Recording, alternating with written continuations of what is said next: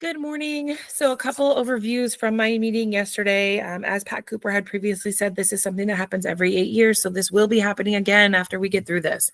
The second thing is that our notification radius is 300 feet is their requirement as the county to require to notify people. And they have 10 days prior to the meeting to send it via like snail mail, USPS, or call. And obviously, that's because it's considered who it's going to impact. The reality is we're such a small community and it's rural that it's going to impact everyone. Some of the things that they have cited are outdated reasons, or it seems that they have cited for outdated reasons for the land use are that it's no longer used for agriculture, cattle, mining, or farming. As any of us who live here know, it is used for farming, it is used for cattle, it is used for agriculture on a pretty routine basis. I don't know anyone that does mining, but there are still mines out here. But I wanted to go over how to navigate the Planning Commission site because there are a lot of these coming in. So it comes in waves. So essentially, these meetings happen and they go District 1, District 2, District 3. We're in District 4 now. And every 2 weeks, we will have to be scouring over their website to see which ones are going to be impacting our communities. And then we go from there to set up our oppositions, or if you are in favor of it, you can let them know that you're in favor of it, and make it really clear what your opinions are in writing. And if you can attend the meetings virtually or in person, absolutely. The way that the stages work is right now it's the stage for the land use request. They either own the land or they have some sort of contract where they're working with the landowner to do the zoning change. They do not have to submit a project. It would actually hurt them to submit the project. They have to just give like a brief overview of what they're planning to do to justify the zoning change. And then after it's been approved, they can come back and submit their formal plans where we can come as a community again and go up against whatever plans they have. But the reality is that at that point, if they get through with the zoning change, that land zoning has been changed. So it will no longer be rural, whatever, it would be low density residential or low density commercial or whatever they want to put it as. So there's actually some that's medium density. So those are things to be aware of. Now I'm going to show you a video recording of how to access these meetings, because the hearings are not, you're going to the Planning Commission hearing, you're looking for the Planning Commission agenda, but it's not. So when you go online, you're not going to end up looking at the right agenda most of the time. I wasn't, and apparently a lot of other people that I've spoken to weren't either. So I got a little coaching session on how to find this information. So I'm going to screen share that from a computer. And then I'm also going to do the same thing from an Android cell phone. I do not own an iPhone. So anybody has an iPhone and they see it as being any different, feel free to upload that in the comments so that other people can benefit from that as well. And now if anybody needs help drafting their letter or putting their written letter into a type form for an email, or logging on to the actual Zoom meeting to state whatever they would like to say during public comments, we at Esperanza Sanctuary will be opening essentially the front of our property up for a gathering to do that so that everybody has access. And I can also help during the weekend. Tomorrow's a little bit insane, but anybody wants to have assistance with getting their letters done, I don't have a problem with helping with that. So I'm going to jump into the first one now.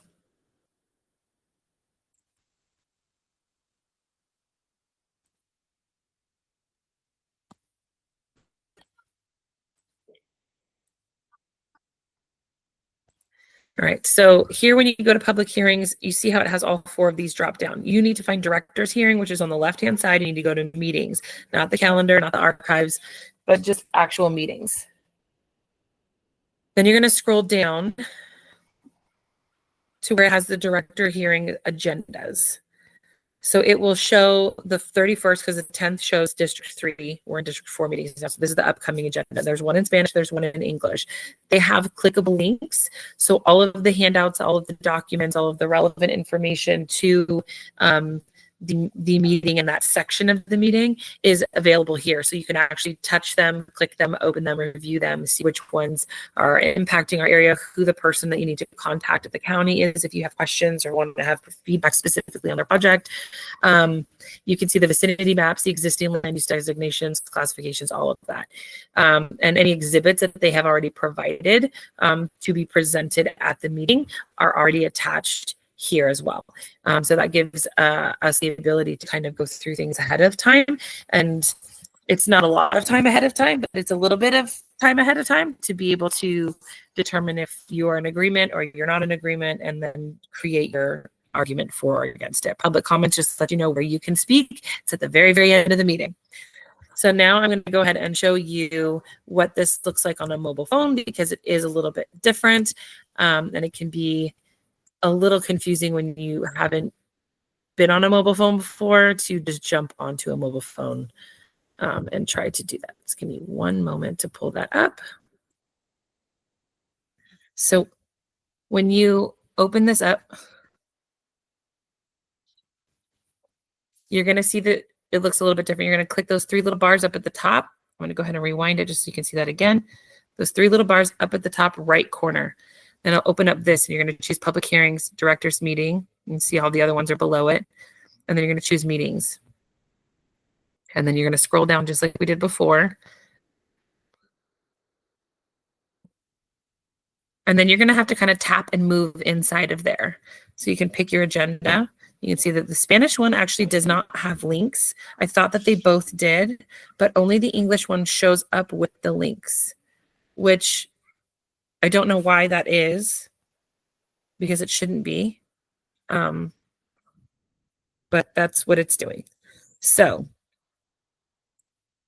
that is how we access this information, so that we can be aware of what's going on and how it's going to impact our community and our homes and our everything, and who to contact with your opinion and when the meetings are at.